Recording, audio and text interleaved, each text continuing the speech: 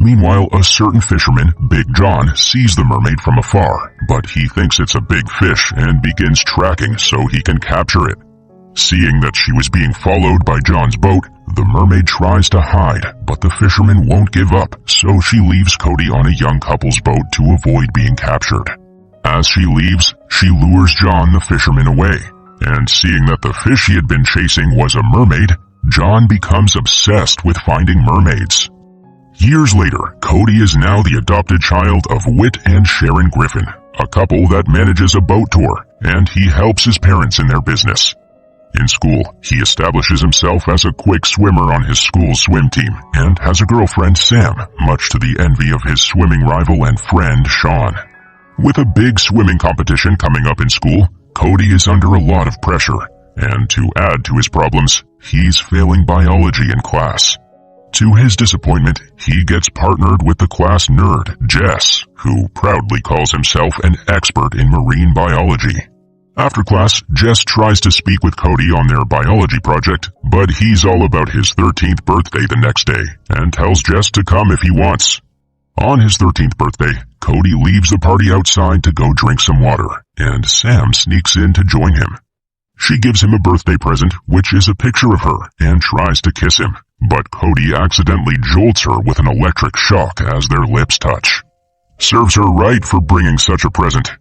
Meanwhile, Jess arrives at the party on his bicycle, but gets alienated by Cody and his friends, so he leaves while dropping his present for Cody with his mother. That night, Cody goes to bed dreaming about swimming in the sea at night, and a mysterious woman swimming towards him. After his 13th birthday, Cody starts feeling strange. He wakes up the next morning and zaps his alarm clock while trying to turn it off. Ignoring this, he heads downstairs and drinks from a milk container, but to his surprise, it gets stuck to his hand. He stares at his hands like they don't belong to him, prompting his mother to do the same after she sees him. His father walks in on their hand-staring contest and asks if he's the only sane person in the house. He heads to the beach to meet his project partner Jess, who was absorbed in his hobbies as a nerd. Cody asks for his help since he's failing biology, and Jess agrees, on the condition that he teaches him how to swim. As the two shake hands, Jess notices that scales are forming on Cody's hands, and tells him he sees such on only lizards and frogs, which frightens Cody. At home, Cody is worried as the scales on his hands won't come off after washing. His mother is concerned, but he tells her he's fine. At school the next day, Jess tries to talk about the scales he saw on Cody's hand the other day, but Cody tells them they're gone, and they discuss meeting at Jess's house to work on their project. At Jess's house, Cody gets creeped out by Jess's father, who is obsessed with mermaids. Eventually, he leaves with Jess to work on their project. His hard work proves successful as he finally gets an A at the end of the project. But his thirst for water grows at an abnormal rate in school. Cody thinks he might have inherited a strange illness from his real parents and complains to his adoptive parents. However, Whit and Sharon think it's nothing serious. Cody insists something is wrong, but Sharon refuses to call a doctor as she prefers natural healing methods. That evening, Cody goes to the park with Sam and tells her what's going on. He assures her that his condition isn't contagious, which prompts Sam to reach for his hand. As their skin makes contact, Sam's hair stands like antennas, which makes Cody laugh. He has no idea he's emitting electric waves. Back home, Cody's palms get sticky again while studying, and eventually he ends up stuck on his house ceiling. Seeing this, his parents are convinced, and they finally call a doctor. To Cody's disappointment, the doctor tells him it's just puberty. Once again, Cody runs to his new friend Jess for urgent assistance with his condition as he was scared of sprouting a lizard's tail in school one day. Jess agrees to help him. Jess takes a sample of Cody's scales and reveals to him after viewing with a microscope that his scales are the same as that of a fish. While running various other tests on Cody, Jess discovers that he can generate electricity, hold his breath underwater for a long period of time, swim faster than a normal human being, talk to fish, walk on walls, and when wet, scales appear on his hands, arms, and feet.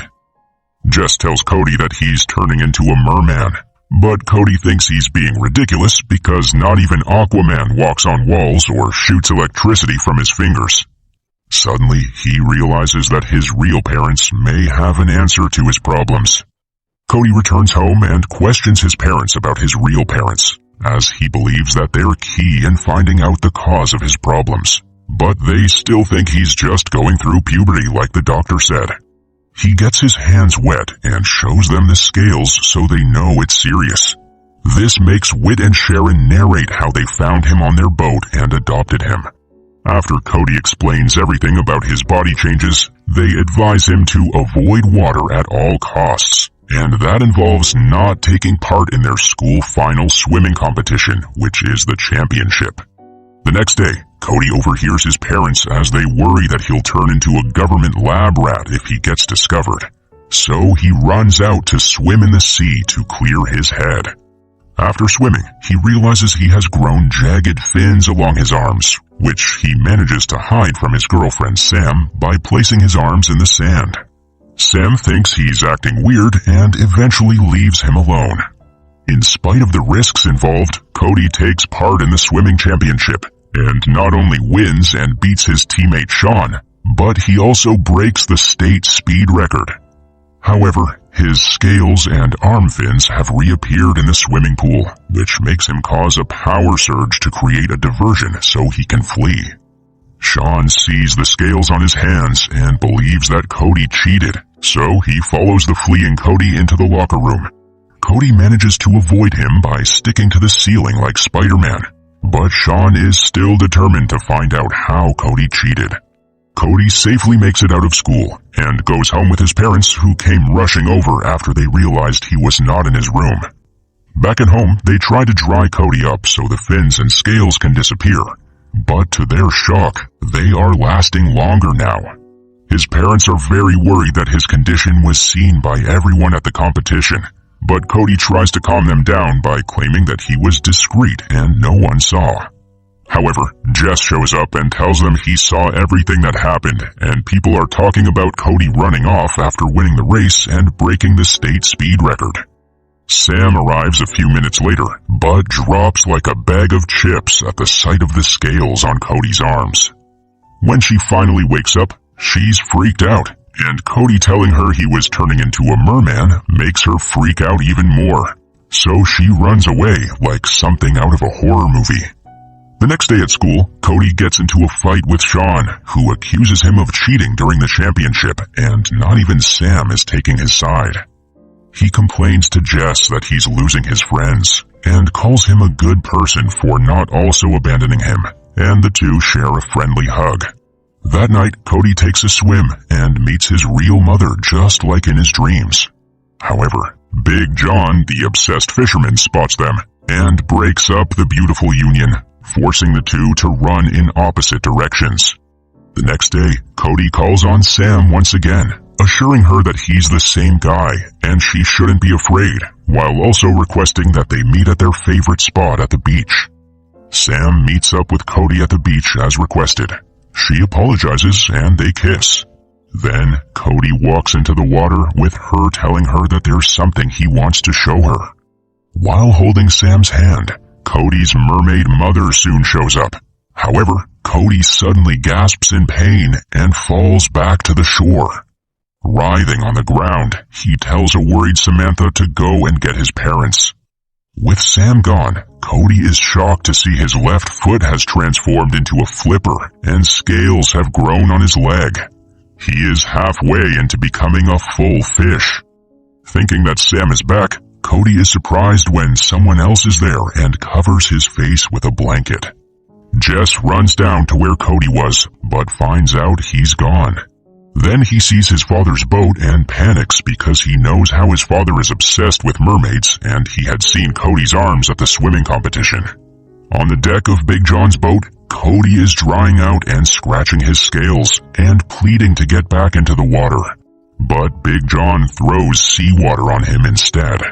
Apparently, he plans to use Cody to lure his mother into his fishnet trap so he can prove to the locals that he's not crazy and mermaids are real. His plan works when he sees Cody's mermaid mother following the boat.